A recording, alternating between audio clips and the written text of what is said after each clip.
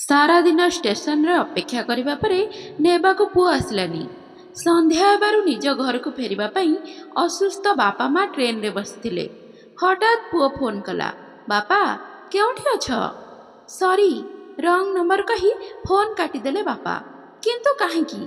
एते सुंदर आ हृदय छुआ कहानी को आपण निश्चय शेष पर्यंत देखिबे। वीडियो को लाइक शेयर करी चैनल को सब्सक्राइब कर देबे। हेलो हेलो पंकज पुओ आमे पहुँचवा परे हेलुणी। ट्रेन स्टेशन भीतर को पशुची। बापा मु भी एबे ऑफिस रु बाहरुची। बस 10 मिनिट रे पहुँची जीबी। तमे वेटिंग रूम रे बसिथिबो। एतिकी कही पंकज फोन काटिदेला। अन्य पटरे ट्रेन रे बसिथिबा शिवानंद बाबू और तांका स्त्री शांति बड़ उत्साहर सहित निज आटाच और बैग सजाड़ी रखिले। कहीं ना आउ टिके समय पर ट्रेन दिल्ली स्टेशन रे पहुँचबार थिला। ट्रेन भी प्लाटफॉर्म को आसीबा परे शांति खुशी रे गदगद होई कहिले कि जना पड़िलानी केबे केमिति 5 वर्ष बीतीगला। बिजु एबे एकथा कहबा आरंभ कलानी। शिवानंद बाबू कहिले कि हाँ जदि बिजु फोन रे कथा कही न था कि जेजे बापा 5 दिन पर मो जन्मदिन तमे आसीब ना तो आमे आसी न थांते। 5 वर्ष रे थरे भी डाकिलेनी पुओ बहु। ओहो तमे तो सब बेले व्यस्त होउछ। पुओ बहु निज काम रे व्यस्त रहुथिबे। से माने काम करिवे कि हमकु संभाळिबे। दुहे ऑफिस जाउछंती। तेणु खाली घरे हमें कौन करिबा। ठीक अछि एबे डाकिला ना। शांति शिवानंद को बुझेबा परी कहिले कि सुन तांको फंक्शन रे किछि भी हे जाऊ तमे अधिक टेंशन नेबनी। सहर रा अवस्था अलग होई थाए। हाँ हाँ मु जानी छी। चल प्लेटफॉर्म आसीगला। शिवानंद कहिले आउ निज आटाची धरी गेट दे बाहरिले। पछरे बैग और पानी बोतल धरी शांति भी ट्रेन रु बाहरी गले। 5 वर्ष पूर्वर दिल्ली रे चाकरी करथुबा शिवानंद पुओ पंकज चिंकी को चुपचाप विवाह करनैथिले। शिवानंद और शांति जेतेबेले एही कथा जानिले तो बहुत रागी जाइथिले। एबे जेतेबेले 5 वर्ष पर पंकजंक पुओ बिजु 3 वर्षर होइगला तो ता जन्मदिन पार्टी दिल्ली रे एक बड़ होटेल रे करा जाउथिला। पंकज और चिंकी सेमानकु केवल ऊपर भाव डाकिथिले। मात्र निज नातीर जिद पाई शिवानंद और शांति दिल्ली आसवा स्थिर करथिले। जेतेबेले 3 वर्षर बिजु क्यूट भयस रे निज जेजेबापा और जेजेमा को पार्टी को आसवा डाकिथिला शिवानंद मना करि पारलेनी। तेणु सब कथा भूली शिवानंद दिल्ली जीवापाई ट्रेन रिजर्व कर देइथिले। आउ आज सेमाने दिल्ली पहुँची जाइथिले। शिवानंद शांति का हाथ धरी प्लेटफॉर्म ओल्हेबा परे सीधा पंकज को फोन कले। पुओ आमे प्लेटफॉर्म रे ओल्हे सारलुणी। तू केते समय भितरे पहुँची जीबू? पंकज कहिले कि ओ बापा बस आधा घंटा रे पहुँची जाउछी। तमे वेटिंग रूम रे बसी थाओ। चाह जलखिया भी खाई नियो। मु एबे ऑफिस रु बाहरुछी। शिवानंद कहिले कि तू एबे जाय ऑफिस रु बाहरिनु? तू तो कहूतलु 10 मिनिट रे बाहरिबु बोली। बापा गोटे जरूरी काम फाइल आसीगला देखुथिली बस एबे बाहरुछी। 20-25 मिनिट भितरे बाहरुछी। एतिकी कही फोन काटिदेले पंकज। शिवानंद व्यस्त होइगले आ वेटिंग रूम आगको बाहरिले। एबे जाय पुओ ऑफिस रु ही बाहरी नहांती। एबे आधा घंटा लागिबो बाहरिबाकू। पहुँचु पहुँचु घंटे कि 1.5 घंटा। मते तो विरक्त लागुछि कहिले शिवानंद। ओहो एते विरक्त काहेकि होउछ? आसी जीवो काम करुछि से कुआडे बुलुनी तो। शांति शिवानंद को कहिले तमर एही कथा पाई मते सबु बेले चिड़ा लागे। सबु बेले पंकज रा साइड नेउछ।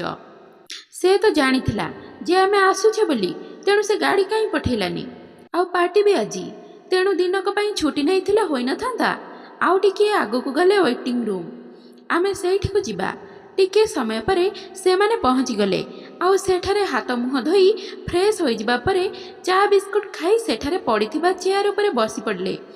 आधा घंटा पर पुणी पंकज को फोन लगे शिवानंद पचारिबारु पंकज कहिले बास बापा एबे पहुँची जीबी। ऑफिस रु बाहरी गलिणी। टिके होटेल रे एडवांस दे कि पहुँचुची। एक कथा सुनी चुप हो गले शिवानंद। आउ शांति पचारिबारु कहिले कि एबे होटेल जाउची एडवांस देबाकू देकी एठिकी आसीबो। एबे 11:30 हेछि। पूरा दिन पड़ीछि। पार्टी तो संध्या बेलको अछि। शिवानंद को सांत्वना देवाक जाई शांति कहूतिले। एहापरे समय प्राय 1टा हेबाक बसितला। दुहे अपेक्षा करी करी व्यस्त हो जाइथिले। पुणी थरे शिवानंद निज पुओ को फोन लगेले। 2-3 थर फोन रिंग होई कटिगला। କିନ୍ତୁ ପଙ୍କଜ ଫୋନ୍ ଉଠେଇଲେନି। ବ୍ୟସ୍ତ ହୋଇ ଶିବାନନ୍ଦ କହିଲେ, ଏବେ ଫୋନ୍ ବି ଉଠାଉନି। ତ ଶାନ୍ତି ଶିବାନନ୍ଦଙ୍କୁ ଆଶ୍ୱାସନା ଦେଇ କହିଲେ କି କାହିଁକି ରାଗୁଛ, ଟ୍ରାଫିକ୍ରେ ଫସି ଯାଇଥିବ, ଗାଡ଼ି ଚଳାଇବ ନା ଫୋନ୍ ଉଠେଇବ। ପୁଣି ଶିବାନନ୍ଦ କହିଲେ କି ଅଧଘଣ୍ଟା କହିଥିଲା, କିନ୍ତୁ ଏବେ 1.5 ଘଣ୍ଟା ହୋଇଗଲାଣି। ଏହି କେମିତିକା କଥା? ଶିବାନନ୍ଦଙ୍କ ମୁହଁରେ ଏବେ ରାଗ ଦେଖାଯାଉଥିଲା। ଶାନ୍ତି କହିଲେ କି ତମେ ତ ଜାଣିଛ ଦିଲ୍ଲୀ ଟ୍ରାଫିକ୍ କେତେ ଗହଳି, କାହିଁକି ରାଗୁଛ, ଆସିଯିବ ସେ। ଶାନ୍ତି ଏତିକି କହୁ କହୁ ଶିବାନନ୍ଦଙ୍କ ଫୋନ୍ ରିଙ୍ଗ ହେଲା। ତୁରନ୍ତ ଫୋନ୍ ଉଠେଇବା ପରେ ପଚାରିଲେ, ହ୍ୟାଲୋ, ହଁ କେଉଁଠି ତୁ? ସେପଟୁ ପଙ୍କଜ କହିଲେ କି ଆରେ ବାପା ସରି, ମୁଁ ଟ୍ରାଫିକ୍ରେ ଫସିଯାଇଛି, ଜାଣିନି କେତେ ସମୟ ଲାଗିବ। ମୁଁ ଚିଙ୍କିକୁ ଫୋନ୍ କରିଦେଉଛି, ସେ ତୁମକୁ ନେବା ପାଇଁ ଆସିଯିବ। ତା ଅଫିସ୍ ଷ୍ଟେସନ ପାଖରେ। ଯଦି ତା ଅଫିସ୍ ପାଖରେ ଆଗରୁ କହିଲୁନି? ଠିକ୍ ଅଛି, ଜଲ୍ଦି ତାକୁ କହ, ସେ ଆସି ଆମକୁ ନେଇଯିବ। ଆମେ ଏଠି ବସି ବସି ହାଲିଆ ହେଇଗଲୁଣି। ଏତିକି କହି ଶିବାନନ୍ଦ ଶାନ୍ତିଙ୍କ ପାଖରେ ଆସି ବସିଗଲେ। ପୁଣି ଅପେକ୍ଷା କରି କରି ଆଉ 1 ଘଣ୍ଟା ବିତିଗଲା। ପାଖାପାଖି 2 ଘଣ୍ଟା ହୋଇଯାଇଥିଲା। ଏବେ ଦୁହିଁଙ୍କୁ ଭୋକ ଲାଗୁଥିଲା, ଆଉ ଧୈର୍ଯ୍ୟ ବି ସୀମା ପାର କରିସାରିଥିଲା। ଚିଡ଼ି ଯାଇ ଶିବାନନ୍ଦ କହୁଥିଲେ, କିଏ ତମସା ଲଗେଇଛି କେଜାଣି? ଯଦି ଅଫିସ୍ ପାଖରେ ଅଛି ତାହେଲେ ଏବେ ଯାଇ ବୋହୂ ଆସିପାରୁନି କାହିଁକି? ଭଲ ବୋକା ବନେଇଲା। ଆଉ ଆଡ୍ରେସ୍ ବି ତ କହିନି ପଙ୍କଜ, ନହେଲେ ଆମେ ନିଜେ ଚାଲି ଯାଇଥାନ୍ତେ। ତମେ ବହୁତ ଜଲ୍ଦି ରାଗି ଯାଉଛ। ଜଣେ ତା କାମ ଦାମ ଛାଡ଼ି କେମିତି ହଠାତ୍ ପଳେଇ ଆସିବ? ଏମିତିରେ ପ୍ରଥମ ଥର ତାକୁ ଦେଖିବା, ଆଜି ଯାଏ ତ ତାକୁ ଫଟୋରେ ଦେଖିଥିଲେ। ଆଚ୍ଛା, ଏବେ କିଛି ଖାଇଦେବା। ଶାନ୍ତି କହୁ କହୁ ପାଖରେ ଥିବା ପରଟା ଭଜା ବାହାର କଲେ, ଆଉ ଏକ ଠୁଙ୍ଗାରେ ଶିବାନନ୍ଦଙ୍କୁ ଦେଲେ। ସେତିକି ଖାଇସାରି ପାଣି ପିଇ ପୁଣି ଅପେକ୍ଷା କରିବାକୁ ଲାଗିଲେ। 3:30 ବାଜି ସାରିଥିଲା, କିନ୍ତୁ ଏବେ ଯାଏ ବି ଆସିଲେନି ନେବାକୁ। ପୁଣି ପଙ୍କଜକୁ ଫୋନ୍ ଲଗେଇଲେ ଶିବାନନ୍ଦ। ପଙ୍କଜ ଫୋନ୍ ଉଠେଇକି କହିଲା, ବାପା ମୁଁ ତ ଭାବି ନେଇଛି କି ଚିଙ୍କି ତୁମକୁ ନେଇକି ପଳେଇବଣି। ମୁଁ ତ ବଡ଼ ମୁସ୍କିଲରେ ଟ୍ରାଫିକ୍ ଜାମ୍ରୁ ବାହାରି ଘର ଆଡ଼କୁ ଯାଉଛି। ମୁଁ ଏବେ ଚିଙ୍କି ସହିତ କଥା ହେଉଛି। ଫୋନ୍ କଟିଗଲା। ଶାନ୍ତି ଚେୟାର ଉପରେ ବସି ନିଜ ଗୋଡ଼କୁ ଆଉଁସିଥିଲେ। ପୁଣି 20 ମିନିଟ୍ ପରେ ପଙ୍କଜର ଫୋନ୍ ଆସିଲା। ହ୍ୟାଲୋ ବାପା, ଚିଙ୍କି ଏବେ ପହଞ୍ଚୁଛି, ତମେ ସେ ଅଫିସ୍ ପାଖରେ ଠିଆ ହୋଇଥାଅ। ଶିବାନନ୍ଦ ତୁରନ୍ତ ଶାନ୍ତିକୁ ଉଠେଇଲେ। ନିଜ ଆଟାଚ୍ ବ୍ୟାଗ୍ ଧରି ଗାଡ଼ି କରି ଅଫିସ୍ ପାଖରେ ପହଞ୍ଚିଗଲେ। ପ୍ରାୟ ଅଧଘଣ୍ଟା ଛିଡ଼ା ହୋଇ ହାଲିଆ ହେବା ପରେ ପାଖରେ ପଡ଼ିଥିବା ଚେୟାର ଉପରେ ବସି ପଡ଼ିଲେ। ଆଉ ଘଣ୍ଟା ଦେଖି କହିଲେ କି ଦେଖ 3:30 ହୋଇଗଲାଣି, କିନ୍ତୁ ଆମ ଚିନ୍ତା ନାହିଁ ଏମାନଙ୍କର। ଶାନ୍ତିକୁ ଦେଖି ଶିବାନନ୍ଦ ପଚାରିଲେ, ତମର କ'ଣ ହେଲା, ଠିକ୍ ଅଛ ତ? କେମିତି ମୁହଁ କରି ଶାନ୍ତି କହିଲେ କି କେଜାଣି ପେଟ ଓ ମୁଣ୍ଡ କାହିଁକି ଭାରି ଜୋରରେ କାଟୁଛି। ଠିକ୍ ଅଛି, ଚାଲ ୱେଟିଂ ରୁମ୍ରେ ଟିକେ ବିଶ୍ରାମ ନେଇଯିବ। ଏବେ ଚିଙ୍କି ଆସିବ, ତାକୁ ସେଠାକୁ ଡାକିଦେବା। ଆରେ ତା ନମ୍ବର ତ ପଚାରି ପାରିଲେନି ପଙ୍କଜକୁ। ଶିବାନନ୍ଦ ଏତିକି କହି ଶାନ୍ତିକୁ ସାଥିରେ ନେଇ ପୁଣି ଥରେ ୱେଟିଂ ରୁମ୍କୁ ଫେରିଲେ। ଶାନ୍ତି ସେଠାରେ ପଡ଼ିଥିବା ବେଞ୍ଚରେ ଶୋଇବାକୁ ଯିବା ବେଳକୁ ଅନ୍ୟ ଯାତ୍ରୀ ବସି ସାରିଥିଲେ। କେବଳ ବସିବା ପାଇଁ ଜାଗା ବାକି ଥିଲା, ତ ସେଠାରେ କେବଳ ଶାନ୍ତି ବସିଗଲେ। ଶିବାନନ୍ଦ ଚିଙ୍କି ଫୋନ୍ ନମ୍ବର ପଚାରିବାକୁ ପଙ୍କଜକୁ ବହୁତ ଥର ଫୋନ୍ କଲେ ବି ପଙ୍କଜ ଫୋନ୍ ଉଠେଇଲାନି, ଆଉ ଲାଗିଲାନି। ହାଲିଆ ହୋଇ ଗୋଟେ କୋଣରେ ବସି ପଡ଼ିଲେ ଶିବାନନ୍ଦ। ତାଙ୍କର ସମସ୍ୟା ବଢ଼ୁଥିଲା। ଶିବାନନ୍ଦ ଏବେ ଚିନ୍ତାଗ୍ରସ୍ତ ହୋଇପଡ଼ିଥିଲେ। ପୁଣି ଥରେ ସେ ପଙ୍କଜକୁ ଫୋନ୍ ଲଗେଇଲେ। ହ୍ୟାଲୋ ପୁଅ, ତୋ ମାଆର ଦେହ ବିଗିଡ଼ିଗଲାଣି, ଜଲ୍ଦି ଆସେ। ସେପଟୁ ଉତ୍ତର ଆସିଲା, ଆପଣ କିଏ କହୁଛନ୍ତି? ଜଣେ ମହିଳା ସେପଟୁ ପଚାରିଲେ। ମୁଁ ପଙ୍କଜର ବାପା କହୁଛି। ତୁ ଚିଙ୍କି ନା, ଆମ ବୋହୂ? ହଁ ମୁଁ ଚିଙ୍କି, କିନ୍ତୁ ମୁଁ ତ ଆପଣଙ୍କୁ ଜାଣିନି। ଆଉ ପଙ୍କଜ କିଏ? ସରି, ରଙ୍ଗ ନମ୍ବର। ଏତିକି କହି ସେ ଫୋନ୍ କାଟିଦେଲେ। ଏବେ ଶିବାନନ୍ଦ ଆହୁରି ବ୍ୟସ୍ତ ହୋଇପଡ଼ିଲେ। ଏବେ ଟିକେ ସମୟ ଆଗରୁ ତ ପଙ୍କଜ ଫୋନ୍ରେ କଥା ହେଉଥିଲା, ହେଲେ ଅଚାନକ କ'ଣ ହୋଇଗଲା? ଅଚାନକ ରଙ୍ଗ ନମ୍ବର କେମିତି ହୋଇଗଲା? ତାଙ୍କ ଚେହେରାରେ ଦୁଃଖ ଆଉ ବ୍ୟସ୍ତତା ସଫା ସଫା ଦେଖାଯାଉଥିଲା। ଶାନ୍ତିଙ୍କ ଅବସ୍ଥା ବି ବିଗୁଡ଼ୁଥିଲା। ତାଙ୍କୁ ଧୈର୍ଯ୍ୟ ଦେଇ ଶିବାନନ୍ଦ ଔଷଧ ଆଣିବାକୁ ଷ୍ଟେସନ ବାହାରକୁ ବାହାରିଗଲେ। ଏପଟ ସେପଟ ଅନେଇବା ପରେ ବି ପାଖରେ ମେଡ଼ିସିନ ଷ୍ଟୋର ମିଳିଲାନି। କାହାକୁ ଜଣେ ପଚାରି ଶିବାନନ୍ଦ କିଛି ବାଟ ଯିବା ପରେ ଗୋଟିଏ ମେଡ଼ିକାଲ ଷ୍ଟୋର ପାଇଲେ, କିନ୍ତୁ ସେ ଦୋକାନୀ ଏମିତି ଔଷଧ ଦେବାକୁ ମନା କରିଦେଲା। କହିଲା, ଡାକ୍ତରଙ୍କୁ ଦେଖାଇ ଦିଅନ୍ତୁ, ତାପରେ ମେଡ଼ିସିନ ଦେବି। ତେଣୁ ଶିବାନନ୍ଦ ଦୁଃଖ ହୋଇଗଲେ। ଆଉ ରାସ୍ତା ପାର ହୋଇ ଷ୍ଟେସନ ଆଡ଼କୁ ଆସିବା ବେଳକୁ ପକେଟରୁ ଫୋନ୍ କାଢ଼ି ପୁଣି ପଙ୍କଜକୁ ଫୋନ୍ କଲେ।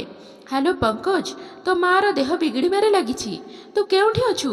ତାଙ୍କ କଥା ସରିଛି କି ନା ସରି ରଙ୍ଗ ନମ୍ବର କହି ଫୋନ୍ କାଟିଦେଲେ। ମନ ଦୁଃଖରେ ଶିବାନନ୍ଦ ଶାନ୍ତିଙ୍କ ପାଖକୁ ଫେରି ଆସିଲେ। ଶାନ୍ତି ଏବେ ନିସ୍ତେଜ ହୋଇ ବସି ରହିଥିଲେ। ସ୍ୱାମୀଙ୍କୁ ଦେଖି ପଚାରିଲେ କି ଆଉ କେତେ ସମୟ ପରେ ଆସିବ ପଙ୍କଜ। ଶିବାନନ୍ଦ କିଛି କହିଲେନି, ବାସ୍ ପଚାରିଲେ କି ବହୁତ କଷ୍ଟ ହେଉଛି ନା। ଶାନ୍ତି ମୁଣ୍ଡ ହଲେଇ ହଁ କହିବାରୁ ଶିବାନନ୍ଦ କହିଲେ କି ଚାଲ କେଉଁ ଡାକ୍ତରଙ୍କୁ ଦେଖେଇଦେବା, କେଜାଣି ହଠାତ୍ କ'ଣ ହେଲା ତମର। ପୁଣି ଶାନ୍ତି ପଚାରିଲେ କି ପଙ୍କଜ କେତେବେଳେ ଆସିବ, ତମେ କାହିଁକି ଏତେ ଚିନ୍ତା କରୁଛ, ପଙ୍କଜ ଆସୁ ମୋତେ ଡାକ୍ତରଙ୍କ ପାଖକୁ ନେଇଯିବ।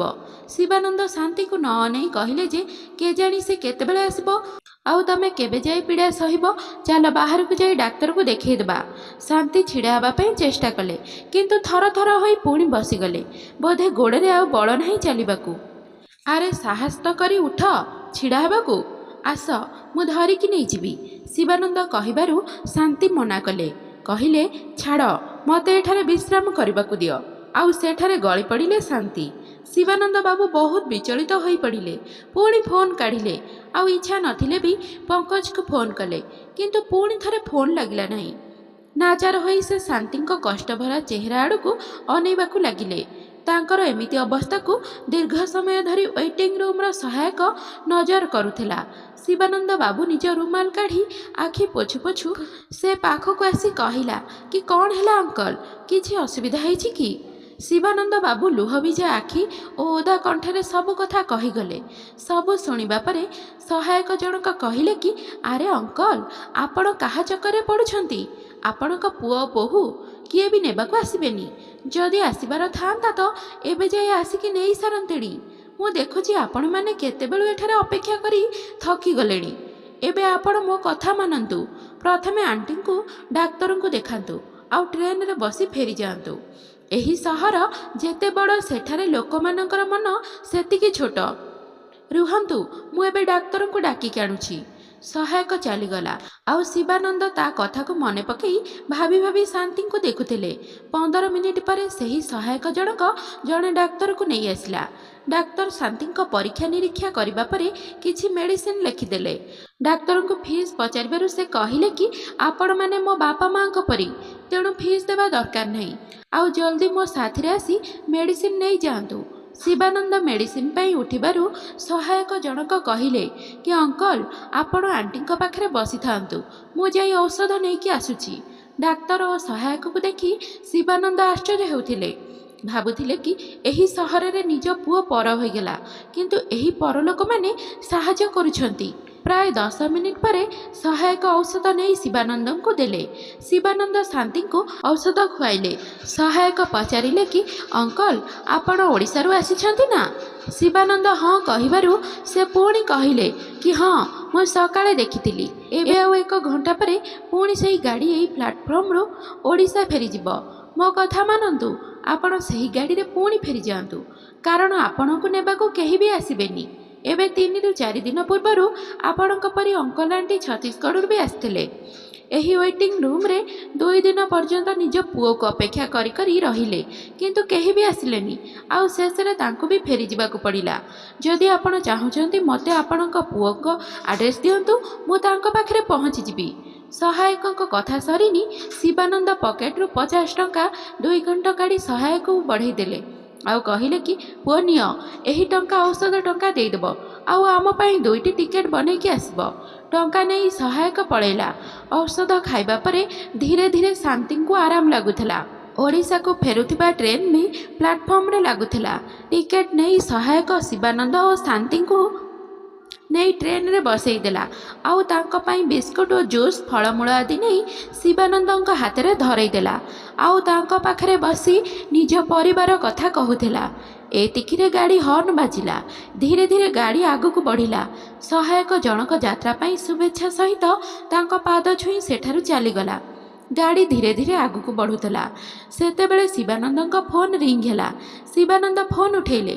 ସେପଟୁ ପଙ୍କଜ ପଚାରିଲେ ହ୍ୟାଲୋ ବାପା, ତମେ କେଉଁଠି? ଏତିକି ପଚାରୁ ପଚାରୁ ସାଙ୍ଗେ ସାଙ୍ଗେ ଶିବାନନ୍ଦ ସରି ରଙ୍ଗ ନମ୍ବର କହି ଫୋନ୍ କାଟିଦେଲେ। ଆଉ ଝରକା ଦେଇ ବାହାରକୁ ଦେଖିବାରେ ଲାଗିଲେ ତ କାହାଣୀଟି ଏତିକି ଥିଲା। ତ ଏମିତି ପୁଅ ପାଇଁ ଆପଣ କ'ଣ କହିବେ, କମେଣ୍ଟ ବକ୍ସରେ ମୋତେ ଜଣେଇବେ। ତ ଶ୍ରୋତା ବନ୍ଧୁମାନେ, ଆଶା କରୁଛି ଆଜିର ଏହି କାହାଣୀଟି ଆପଣମାନଙ୍କୁ ନିଶ୍ଚିନ୍ତ ପସନ୍ଦ ଆସିଥିବ। आउ पसंद आसीतिले भिडियोटी को लाइक शेयर आउ चैनल को सब्सक्राइब करने को बिल्कुल भी भूलंतु नहीं। तेबे आज पई रहुछि बाय। पुणी देखाबो आउ एक सुंदर कहानी सहित आउ एक नुआ भिडियो रे। धन्यवाद।